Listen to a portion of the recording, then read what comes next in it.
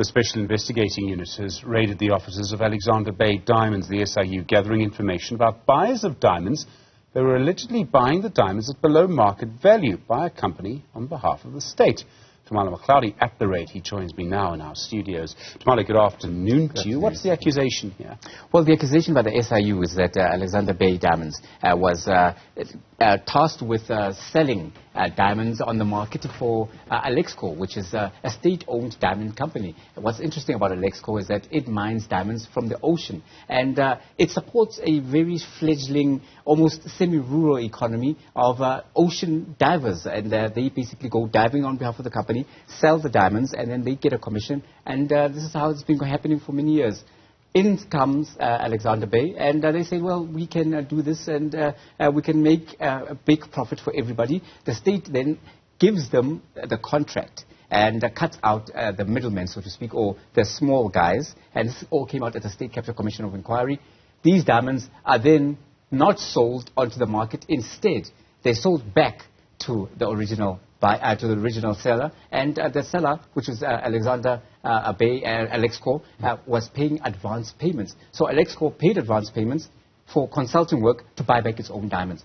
But interestingly enough, it lost international market. These diamonds were treasured and sought after by collectors right across the world. What then started to happen is that they started circulating. And when they started circulating in the black market, this created a big problem. I mean, there's actually a certification process for diamonds, the Kimberley Process. It's very important to stop conflict diamonds entering the sphere. Yes. So what this means is that someone was benefiting. Spoiler alert, it wasn't the little guy going diving for the diamonds, was it? No, he was the last, if anywhere near this beneficiation scheme that was formed. In fact, what the SIU is investigating is the fact that what came out of the State Capture Commission of Inquiry during the testimonies from those who were working with Alexco is that the Guptas somehow had a hand in it as well. Therefore, they sent through consultants, surprise, surprise, who offered to help the company turn it around and reduce profits. What happens is that then they get advance payments and no work seemingly is done.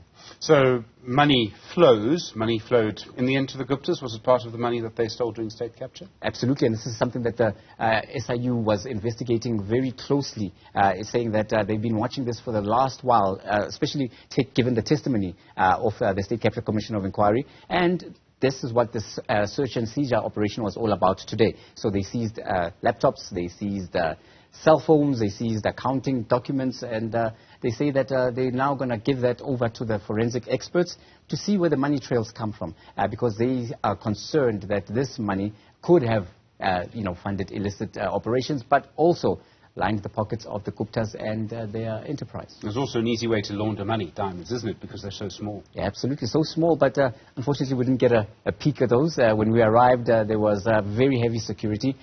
Interestingly enough, the diamond company is also in the same premises where you have Knoxvault. Now, that name rings a bell because that's where the money bags in the State Capture Commission of Inquiry seem to have been flowing around. We heard of Anoj Singh having a vault there, and because he claimed that he's a able gambler and he would keep money there, but also we heard of several other officials who were hitting SOEs or linked to them somehow, going there and leaving with bags of money. In the time we were there were a couple of people driving in with backpacks, and their backpacks seemed rather larger or smaller, depending on what you think happened behind those closed doors when they left. But Knoxvault's still up and running.